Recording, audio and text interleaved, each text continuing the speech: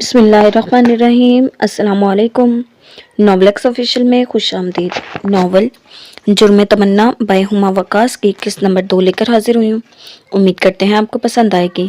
اگر آپ کو ویڈیو پسند آتی ہے تو برائے مہربانی چینل کو سبسکرائب کریں، بیل نوٹیفیکیشن آن کر لیں تاکہ ہر آنے والی نئی ویڈیو اب تک بآسانی پہنچ سکے۔ تو چلتے ہیں ویڈیو کی جانب۔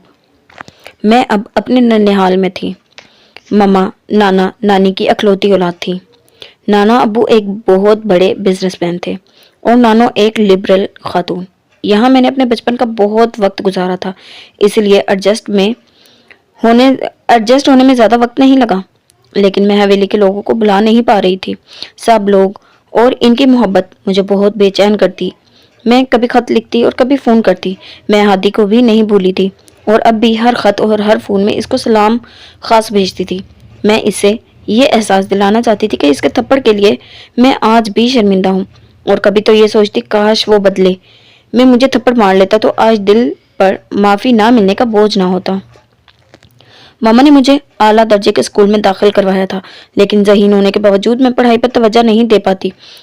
8ویں جماعت میں پاس ہونے والے نمبر لیے تو اس دن نانا سے اچھی خاصی ڈانٹ پڑی، لیکن وہاں لوگ چند سیکنڈ پہلے کی بات بھول جاتے تھے تو یہ کیا تھی۔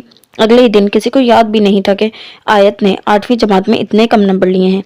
میرے شوق الگ تھے، مجھے کوکنگ کا شوق تھا اور 8ویں کلاس سے ہی میں چھپ چھپ کر کچن میں کوکنگ کیا کرتی تھی۔ ہادی کی میٹرک میں پوزیشن کا بابا نے مجھے بتایا، اور وہ پہلا دن تھا جب میں نے ہادی کے لیے اپنے دل میں ایک خاص عجیب میٹھے سے جذبے کو محسوس کیا۔ مجھے وہ اچھا تو لگتا ہی تھا، لیکن اس کی اس قدر ذہانت سے میں بے حد متاثر ہوئی۔ میں نے بابا سے اس کے لیے ایک گفٹ لانے کی فرمائش کر دی۔ بابا نے وہ گفٹ خرید تو لیا، لیکن بھیج نہیں سکے۔ سال پر سال گزرا اور میں نے میٹرک کا امتحان بھی پاس کر لیا اور نانا ابا کی شدید خواہش پر کامرس میں داخلہ لے لیا۔ مصروفیت بڑھتی چلی گئی اور میں نئے دوستوں اور نئی زندگی میں اس قدر مصروف ہو گئی کہ فون کرنا تو دور کی بات، ان سب کو یاد بھی نہیں کرتی تھی۔ میں اب خوب محنت کرتی تھی کیونکہ میں نانا ابو کو دکھانا چاہتی تھی کہ میں بھی کوئی ایسی گئی گزری نہیں ہوں۔ بس اسی محنت میں مصروف اتنی بڑی کہ میں حویلی اور حویلی کے مکینوں کو بھول گئی۔ ہاں، صرف ہادی تو تھا جو میرے دل کے کسی خاص خانے میں اب بھی موجود تھا۔ یہ الگ بات تھی کہ مجھے اس کی خبر نہیں تھی۔ انٹرمیڈیٹ میں بھی میرے نمبر اتنے اچھے آئے کہ یونیورسٹی میں میرا داخلہ ٹاپ پر ہوا۔ یہ ایک الگ ہی دنیا تھی۔ میں جاتے ہی کلاس میں اپنی تاک بٹھانے میں کامیاب ہو گیا۔ ہر پروفیسر کی زبان پر میرا نام تھا اور کلاس کی ہر لڑکی اور ہر لڑکے میری ذہانت سے متاثر تھا۔ 1 سال بعد میں یونیورسٹی پوری میں مشہور ہو گیا، کیونکہ میں صرف پڑھائی میں ہی نہیں اچھا تھا، میں ہر ایونٹ میں آگے ہوتا تھا۔ اب تو میرے ڈپارٹمنٹ کے علاوہ باقی ڈپارٹمنٹس بھی میری ایک پہچان بن چکی تھی۔ یہ یونیورسٹی کے دوسرے سال کا اختتام تھا جب میری ملاقات صبور سے ہوئی۔ صبور واجد، جس لڑکی کے لیے میں نے پہلی دفعہ اپنے دل میں ایسی جذبات محسوس کیے جن سے میں انجان تھا۔ یہ یونیورسٹی کا ایک بہت بڑا ایونٹ تھا جس میں مجھے کمپیئرنگ کرنی تھی۔ تقریب سے کچھ دن پہلے پروفیسر سرمد نے مجھے اپنے آفس میں بلایا۔ وہ کمپیئرنگ کے متعلق کچھ خاص ضروری ہدایات دینا چاہتے تھے۔ میں ان کے آفس میں بیٹھا تھا جب اس کی خوبصورت نسوانی آواز عقب سے سنائی دی۔ "May I come in, sir?" آواز اتنی خوبصورت تھی کہ میں نے بے اختیار پلٹ کر پیچھے دیکھا، اور پہلی نظر کے بعد دوسری تو تب جاتی جب پہلی نظر پلٹ کر واپس آتی۔ لیمن رنگ کے سادہ قمیض کیپری میں ملبوس وہ سلیقے سے گرے رنگ دوپٹہ سر پر اوڑھے ہوئے تھی۔ اس کی ہلکی گندمی رنگت پر یہ رنگ خوب جچ رہا تھا۔ بڑی غزالی آنکھیں اور سیاہ پتلیاں اس کے چہرے کا خاصا تھی۔ "جی جی صبور، آئیے." سر سرمد نے اسے اندر آنے کے لیے کہا تو وہ مسکراتی ہوئی آگے بڑھی، اسی میٹھے سے لہجے میں سلام جھاڑا اور پروفیسر کے اشارہ کرنے پر میری برابر والی سیٹ پر براجمان ہو گئی۔ "ہادی، یہ صبور واجد ہیں، IT department BScs first year." Professor Sarmad نے تعارف کروایا تو میں نے گہری مسکراہٹ کے ساتھ سر کو ہلاتے ہوئے اس کی طرف دیکھا۔ "اور صبور، یہ ہادی جاوید ہیں، یہ کسی تعارف کے محتاج نہیں، ہماری یونیورسٹی کے ہونہار طالب علم ہیں، انجینئرنگ میں دوسرا سال ہے." پروفیسر نے میرا اتنا جاندار تعارف کروایا کہ میرے چہرے پر تو گلنار پھوٹ گئے۔ اس نے بہت نزاکت سے سر پر دوپٹہ جمائے ہوئے مجھے دیکھ کر سر ہلایا اور مسکراہٹ کا تبادلہ کیا۔ "اچھا ہادی، اس دفعہ کی تقریب میں صبور آپ کو ہوسٹ کریں آپ کی کو ہوسٹ ہوں گی۔ یہ بہت ٹیلنٹڈ ہیں، اسکول اور کالج میں ان کی ادبی سطح پر بہت سی فتوحات ہیں ماشاءاللہ۔ میں نے انتہائی مہذب انداز میں داد دی۔ ویسے بھی وہ اتنی شائستہ اور پیاری تھی کہ انسان اس کے سامنے خود بخود تہذیب کے درجے چڑھاتا جاتا ہے۔ صبور اور ہادی آپ کو کمپیئرنگ کی تفصیل دے دیتے ہیں، آپ ان سے اپنے حصے کا مواد ڈسکس کر لیں اور کوشش کریں تقریب سے پہلے یہ ایک ہفتہ آپ دونوں ایک ساتھ تیاری کریں تاکہ فنکشن میں کیمسٹری بہتر ہو۔ پروفیسر سرمن نے ہمیں ہدایات دی اور رخصت ہونے کے لیے کہہ دیا۔ انہوں نے مجھے خیال رکھنے اور رہنمائی کرنے کا اشارہ بھی کیا کیونکہ صبور کا یہ پہلا فنکشن تھا، جبکہ میں اس طرح کے بہت سے تقریب میں پہلے بھی میزبانی کر چکا تھا۔ ہم دونوں ایک ساتھ آفس سے باہر آئے تو وہ میرے پاس آ کھڑی ہوئی اور نہایت پر اعتماد لہجے میں مخاطب ہوئی۔ آپ مجھے اپنی لکھی ہوئی کمپیئرنگ دکھائیں، میں نے بھی کچھ لکھ رکھا ہے، وہ آپ دیکھ لیں صحیح ہے یا مزید کچھ ایڈ کروں۔ وہ بہت نفاست سے ہم کلام تھی۔ میں نے مسکراتے ہوئے اپنی فائل اس کی جانب بڑھا دی اور کچھ جھجکتے ہوئے بات شروع کی کیونکہ اس کی شخصیت ہی ایسی تھی کہ انسان اس کے سامنے بولنے سے پہلے کچھ دیر سوچتا ضرور تھا۔ ایسا نہیں تھا وہ کسی اونچے درجے سے تعلق رکھتی تھی، اس کے حلیے سے صاف ظاہر تھا کہ وہ کسی متوسط طبقے سے تعلق رکھتی ہے۔ اگر آپ کے پاس وقت ہے تو کہیں بیٹھ کر کچھ پوائنٹس ڈسکس کر لیتے ہیں۔ اس نے میری پیشکش پر 1 سے 2 سیکنڈ لبوں کو سکوڑے کچھ سوچا اور پھر ہلکی سی مسکان کے ساتھ حامی بڑھ لی۔ میں پہلی ملاقات میں ہی اس کی ذہانت سے بے حد متاثر ہوا، جبکہ وہ جونیئر ہونے کے ناطے میری بہت عزت کرتی تھی۔ اور پھر تقریب سے پہلے پورا ہفتہ ہم یونیورسٹی کا سارا وقت ایک ساتھ گزارتے تھے۔ میں اسے ایک ہفتے میں ہی یہ بات سمجھ گیا تھا کہ کچھ خاص ہے جو میں صرف صبور کے لیے محسوس کرتا ہوں، اور اب مجھے یہ فکر لاحق ہوئی کہ تقریب کے بعد ہماری بات چیت کا کوئی جواز نہیں رہے گا، اس لیے مجھے اس کا فون نمبر لینا تھا۔ کالج میں جاتے ہی میں اس چکا چوند اور تیز رفتار زندگی میں مگن ہو گئی۔ میرے نانا تاج ہمدانی کا کاروبار پچھلے 7 سالوں میں آسمان کی بلندیوں کو چھونے لگا تھا اور ان کا شمار پاکستان کے 10 امیر ترین آدمیوں میں ہونے لگا تھا۔ وہ ہمدانی گروپ کے بانی اور چیئرمین تھے، جن کے زیر نگرانی اب پاکستان کے 2 مشہور ہوٹل فیری انن اور گرین پیلس تھے۔ اس کے علاوہ انہوں نے جو 1960 میں اپنے بھائی بالاج ہمدانی کے ساتھ کمپنی کی بنیاد رکھی تھی، وہ پچھلے صرف 10 سالوں میں پاکستان کی سب سے بڑی کاٹن ٹریڈنگ کمپنی بن چکی تھی۔ بالاج ہمدانی جوانی میں ہی اس دنیا سے چل بسے تھے، اس لیے اب وہ سب بھی نانا کا ہی تھا۔ انہوں نے اس کمپنی کی مدد سے ہوٹل کے کاروبار میں ہاتھ بٹایا اور پھر دیکھتے ہی دیکھتے اسلام آباد، لاہور اور کراچی میں ویک اینڈ ہوٹل کا دولت کی ریل پل تھی۔ اور مجھے وقت کے ساتھ ساتھ احساس ہونے لگا کہ میرے نانا پاکستان کی کوئی عام دولت مند انسان نہیں ہے، میری ماما ان کی تمام دولت کی اکیلی وارث تھی۔ اور ان کے بعد میں، اور اب جیسے ہی میں سمجھدار ہونے لگی تھی، میرے نانا چاہتے تھے میں ان معاملات میں دلچسپی لوں، اور یہی وجہ تھی انہوں نے مجھے کامرس کی تعلیم دلوائی۔ وہ ماما کی دفعہ بھی اس چیز کے خواہش مند تھے، لیکن ماما نے ہمیشہ وہ کیا جو ان کا دل کیا۔ وہ ڈاکٹر بننا چاہتی تھی، ڈاکٹر بنی اور پھر بابا سے پسند کی شادی کی، لیکن اب نانا اپنی ساری خواہشات کی تکمیل مجھ سے چاہتے تھے۔ میں نے انٹرمیڈیٹ کے امتحان اچھے نمبروں میں پاس کیا تھا۔ نانا نے ایک بہت بڑی تقریب کا اہتمام کیا اور وہیں انہوں نے مجھے بڑی بڑی شخصیات سے متعارف کروایا۔ وہ مجھے باقی کی تعلیم لندن سے دلوانا چاہتے تھے، لیکن ایک ناگہانی نے میری زندگی کا پاسا ہی پلٹ دیا۔ ماما ایک حادثے میں جاں بحق ہو گئی۔ ان کی کار کا بہت برا ایکسیڈنٹ ہوا اور وہ موقع پر ہی دم توڑ گئی۔ یہ وہ لمحہ تھا جب مجھے خود کے ساتھ ساتھ اپنے بوڑھے نانا اور نانی کو بھی سنبھالنا تھا۔ بابا پہلی دفعہ ہمدانی ویلاز کی دہلیز پار کیے اندر آ گئے۔ وہ فیصلے کی گھڑی مجھ پر بہت بھاری تھی۔ بابا مجھے اپنے ساتھ لے جانا چاہتے تھے اور میری نانا کا میرے سوا کوئی نہیں تھا۔ مجھے اس گھڑی فیصلہ لینا بہت مشکل لگ رہا تھا۔ پچھلے 3 سالوں میں اپنے نانا کے اتنا قریب ہو چکی تھی کہ اب بآسانی انہیں خیر آباد کہہ کر بابا کے ساتھ جانا اتنا آسان نہیں تھا۔ ماما کے چہلم کے بعد نانا نے مجھے اپنے کمرے میں بلایا۔ میں ان کے کمرے میں گئی تو وہ اور نانو صوفے پر براجمان پہلے سے میرا انتظار کر رہے تھے۔ آؤ آؤ لاڈی، ادھر ہمارے پاس بیٹھو۔ نانا مجھے ہمیشہ پیار سے لاڈی کہتے تھے۔ میں پیکی سے مسکان لیے ان دونوں کے درمیان میں جا بیٹھی۔ نانا نے محبت سے میرے گرد بازو حائل کیا اور پھر ایک سرد آہ خارج کرتے ہوئے بات کا آغاز کیا۔ آیت بیٹا، تمہارا بابا سے شادی کرنا तुम्हारी माँ का फैसला था, और फिर उनसे अलग भी इसका ज़ाती फैसला था। हमने इसकी ज़िंदगी में कभी इससे ज़्यादा दखल नहीं दिया कि हम चाहते थे वो ये मामूली डॉक्टरी के शौक को छोड़कर अपनी मुकम्मल तवज्जो इस कारोबार को दे।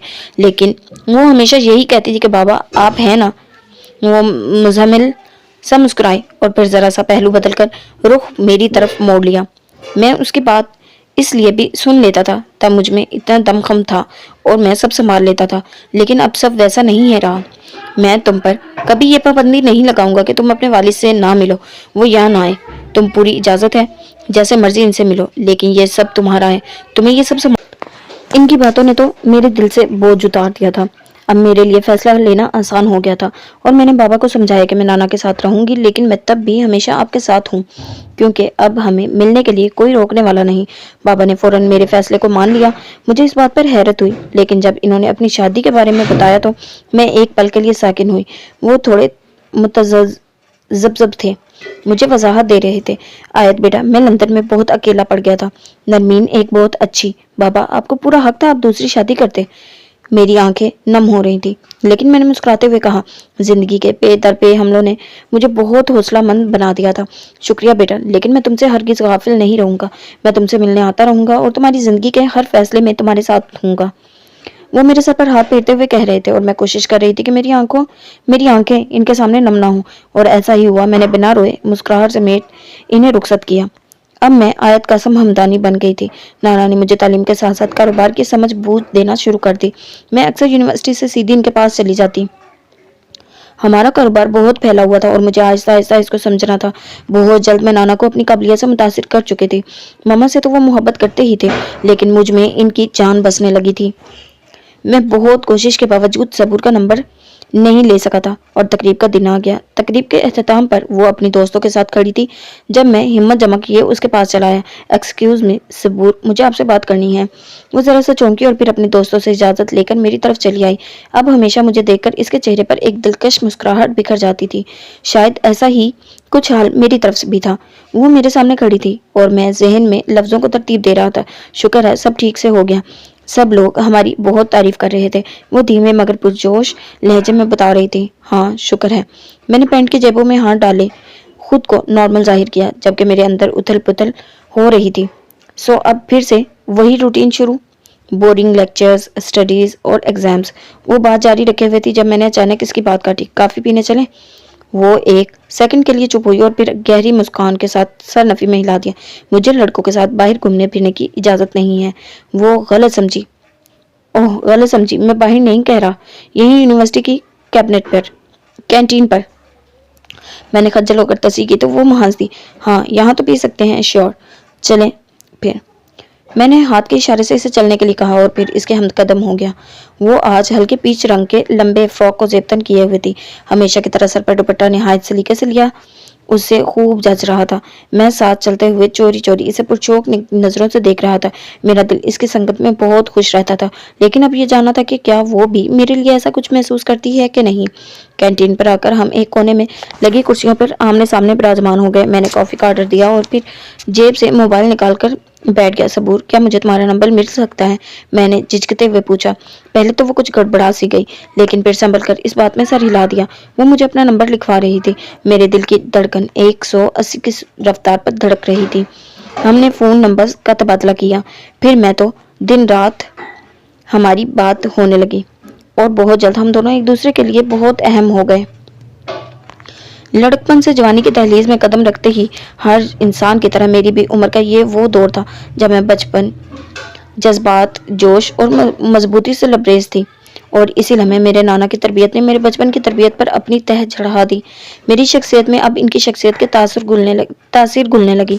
इन्होंने मेरे जहन में बिठाया कि दौलत और ताकत जिंदगी में हर दौर जीतने के लिए कितनी जरूरी होती है। नशे की इकसाम में एक नशा ताकत का भी होता है और मैं इस नशे की आदी हो चुकी थी। मैं आयत कासम हमदानी एक अमीर कबीर ज़हीन खूबसूरत लड़की थी। यूनिवर्सिटी हो, घर हो या ऑफिस, हर जगह मेरी धाक थी। नाना मेरी आंखों के इशारे पर हर काम झटपट करवा देते थे। वो मेरी खुशी के लिए हर हद तक जाते थे। मैं अपनी जिंदगी से मुतमईन थी। बाबा ने अपना वादा बाखूबी निभाया। वो हर वीकेंड पर मुझसे मिलने हमदानी विलास चले आते थे। जिंदगी की इस टफ रूटीन में भी मैं अपने शौक के लिए वक्त निकाल लेती थी और नित नए खाने बनाती रहती थी। आज भी बाबा मुझसे मिलने आ रहे थे और मैंने इनके लिए चाइनीज खाने तैयार किए थे।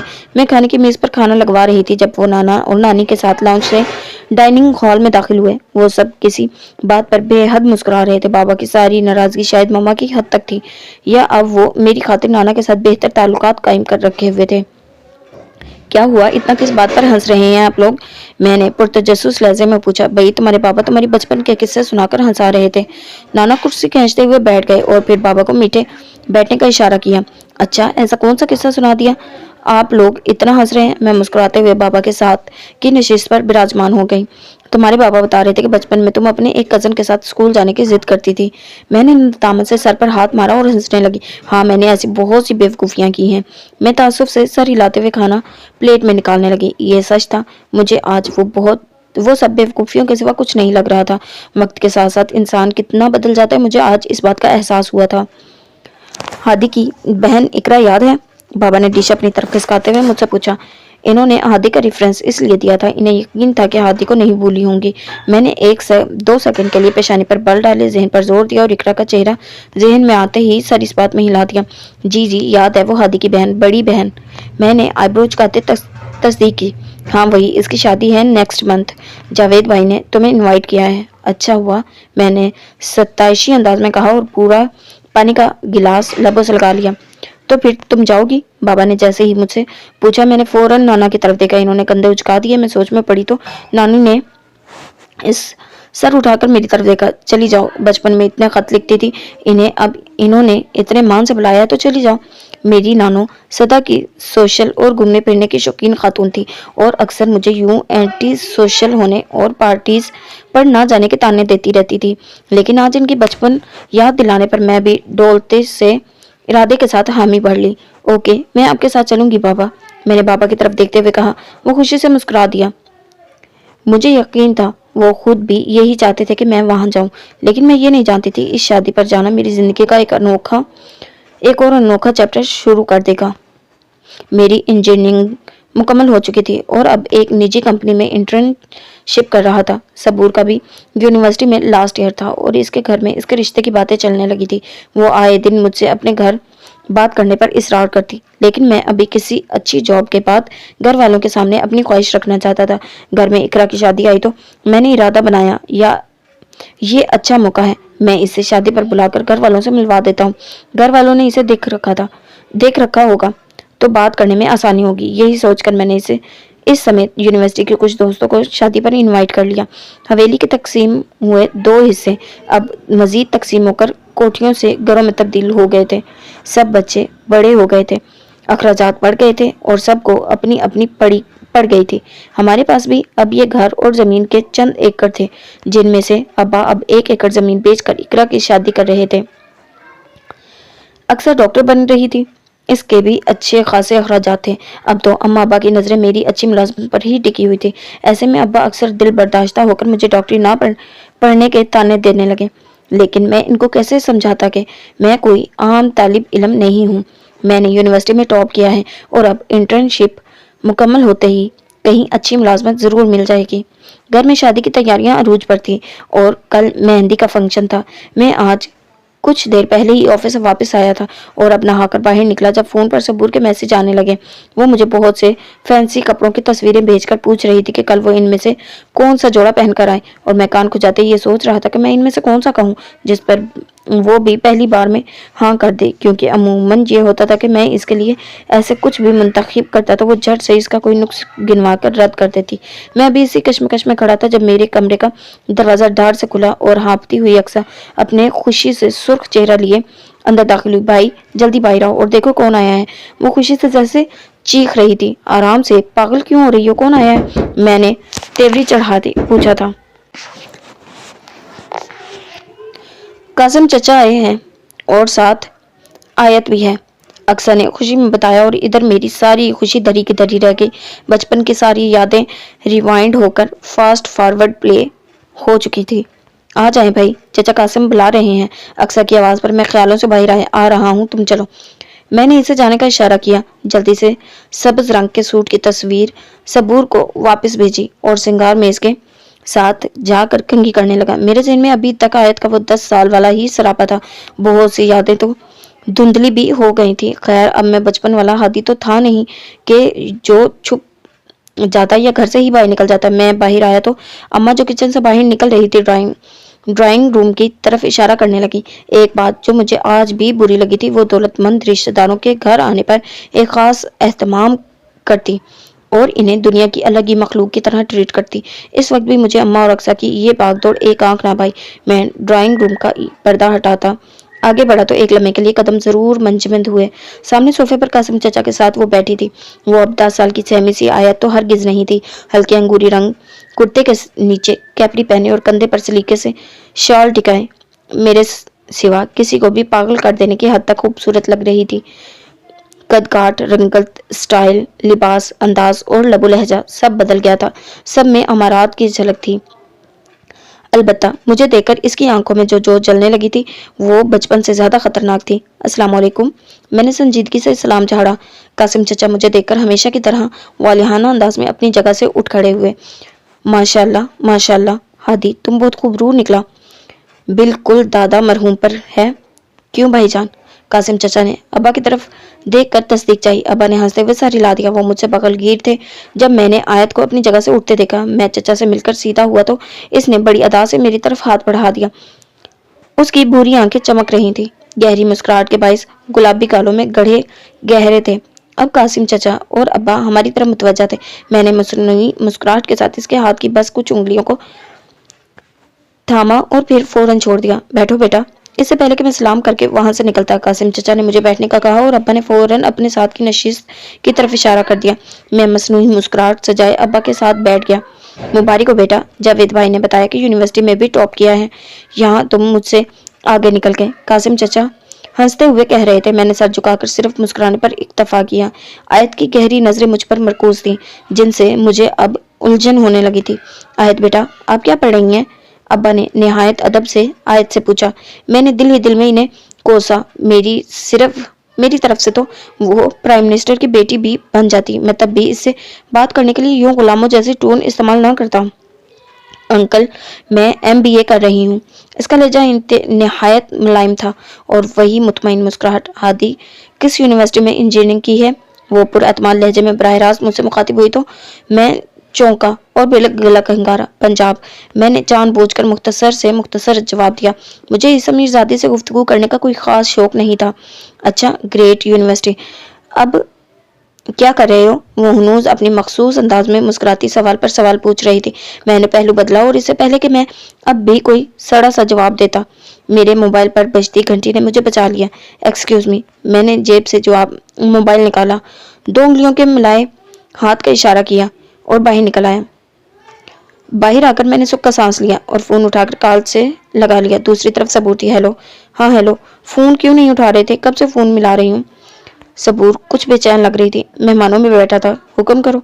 मैं वापस अपने कमरे में आ गया था और सबूर की बातें आवाज सुनकर मूड एकदम से फिर खुशगवार हो गया था। हुक्म तो नहीं, माजरत करनी है। इसकी आवाज बुझी बुझी सी थी। मैंने तशवीश में आईब्रो उचकाए पूछा, माजरत? वो किस लिए? मैं कल मेहंदी पर नहीं आ सकूंगी। वो मेरा दिल किरची किरची हुआ। क्यों? यार, मैं बच्चों की तरह मुंह बसोड़कर बेड पर बैठ गया। प्लीज आती, नाराज मत होना। हन्नान का फिर से मसला हो गया है। बाबा बहुत एब्सेंट हैं। वो अपने भाई के मुतालिक बता रही थी। इसका भाई आजकल गलत लड़कों के साथ घूमने फिरने लगा था और 1-2 दफा नशा करता हुआ भी पकड़ा गया था। तो अब मुझे हल्का हल्का गुस्सा आने लगा और अब मैं तेवरी चढ़ाई पूछ रहा था। तो अब ये कि आई एम रियली सॉरी, इसने लाड से कहा। मैं संजीदा था। शादी पर आओगी? स्पार्ट लहजे में पूछा। हाँ आऊंगी। मायूसी भरा लहजा था। मेरा दिल बुझ सा गया। मतलब शादी पर भी नहीं आओगी? मैं पूरी कोशिश करूंगी। मेरी बहन की शादी है सबूर। मैं तुम्हें सबके साथ इंट्रोड्यूस करवाना चाहता था। बहुत प्लानिंग की थी मैंने। मैं बेचारगी से वजाहत दे रहा था। दूसरी तरफ वो कुछ देर खामोश रही, फिर बोली, आई नो, मैं आ रही थी, लेकिन तुम तो जानते हो हन्नान मेरा इकलौता भाई और बाबा इसको लेकर कितने परेशान है। ऐसे में मैं शादी पर आ जाऊं? तुम खुद सोचो हादी, ये मेरी फैमिली है। मुझे फौरन इसकी परेशानी का एहसास हुआ। मुझे बाहर से फिर से आवाजें आ रही थी। अक्सर चीख रही थी, भाई अब्बा बुला रहे हैं। मैंने दांत पीसकर एक दफा गुस्से से दरवाजे के पार घूरा और फिर सबूर से मुखातिब हुआ। ओके रिलैक्स, मैं नाराज नहीं हूँ, अपना ख्याल रखना, मैं जाता हूँ, मुझे आवाजें दे रहा है कोई। ओके, मुझे शादी ऑनलाइन दिखाना। अच्छा, दिखाऊंगा, चलो अब बाय। मैंने जल्दी से फोन बंद किया क्योंकि अक्सर अब मेरे सर पर आन खड़ी हुई थी। भाई सुन भी लिया करो। चलो मैं आ रहा हूँ, मैंने नखुए से कहा और सर गिराए फिर से ड्राइंग रूम की तरफ चल पड़ा। मैं शादी पर आना तो नहीं चाहती थी, लेकिन बाबा के बहुत इसरार पर आना पड़ा। उनकी बीवी नरमीन शादी पर नहीं आना चाहती थी, शायद इसीलिए भी बाबा मुझे साथ लाने पर बाजिद थे। मैं इनके साथ इस शर्त पर आई कि मैं सिर्फ तकरीब के वक्त वहां आया करूंगी और बाकी वक्त मैं लाहौर में मौजूद हमारे हमदानी हाउस में ही रहा करूंगी। बाबा मान गए थे। हम लोग दोपहर के परवाज से लाहौर पहुंचे और फिर बाबा के कहने पर मैं सीधी हवेली आने पर राजी हो गई।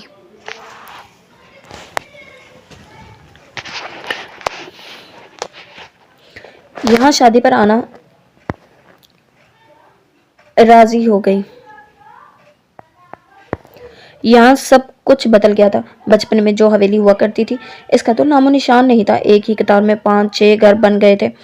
हम पहले हामिद चाचा की तरफ गए और वहां से जावेद ताया की तरफ, यानी शादी वाले घर आए। यहाँ के लोगों की मोहब्बत अब भी वैसी थी, लेकिन अब मैंने अपने लिए सबकी नज़रों में एक झिझक महसूस की जो पहले नहीं हुआ करती थी। जावेद चाचा के घर हम सब ड्राइंग रूम में बैठे थे जब इन्होंने हादी को बुलावा भेजा। मैं कुछ मुतजस्सिस जरूर थी कि वो अब कैसा होगा, लेकिन मेरे दिल में अपने बचपन की नादानियों का गिल्ट भी था। खैर, अब मैं वैसी नहीं थी कि हादी जैसा कोई भी मेरी इंसल्ट करता रहे और मैं चुपचाप बर्दाश्त करूं। मैं ये सोच रही थी जब वो कमरे में दाखिल हुआ। आसमानी रंग टी शर्ट और जीन्स में मलबूस वो निकरा निकरा सा बेहद पुरकशिश लग रहा था।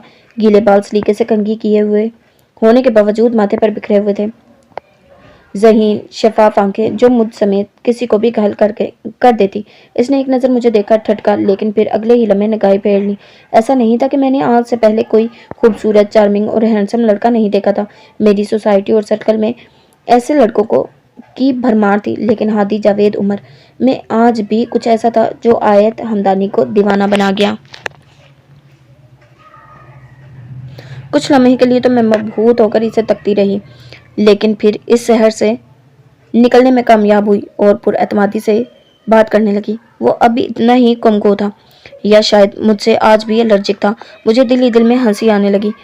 अब ये बचपन नहीं था और ना ही मैं इतनी ना समझती कि इसके बिगड़े तेवर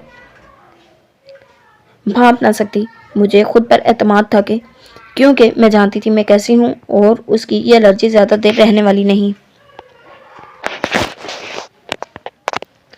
मेरे दूसरे सवाल का जवाब दिए बिना ही वो वहां से उठकर चला गया और फिर वापस नहीं आया। मैं इसे फिर से देखने के लिए बेचैन थी और फिर जहन में एक ख्याल आया कि मैंने बाबा के कान में खफगी से सरगोशी की। आपने मुझे मेहंदी की तकरीब का क्यों नहीं बताया था? इसका ड्रेस नहीं लिया मेरे पास। बाबा ने चौंक कर मेरी तरफ देखा और फिर मुस्कुरा दिए। चाय पी लें, फिर चलते हैं, खरीद लो। आप रहने दें, आराम करें, मैं किसी और के साथ चली जाती हूँ। बाबा जैसे फौरन मेरी अनकही मंशा समझ गए थे। हाँ, हादी के साथ चली जाओ। इन्होंने मेरे दिल की बात की और जावेद ताया की तरफ मुतवज्जा हुए। भाई साहब, हादी कहाँ है? ये जरा आयत को मार्केट तक ले जाता है, इसे मेहंदी का ड्रेस लेना है। इसने कहाँ जाना है? यहीं होगा, अभी बुलाता हूँ। इससे पहले कि वो हादी को बुला कर लाने के लिए अपनी जगह से उठते, अक्सर लवाजमात की ट्रे थामे कमरे में दाखिल हुई।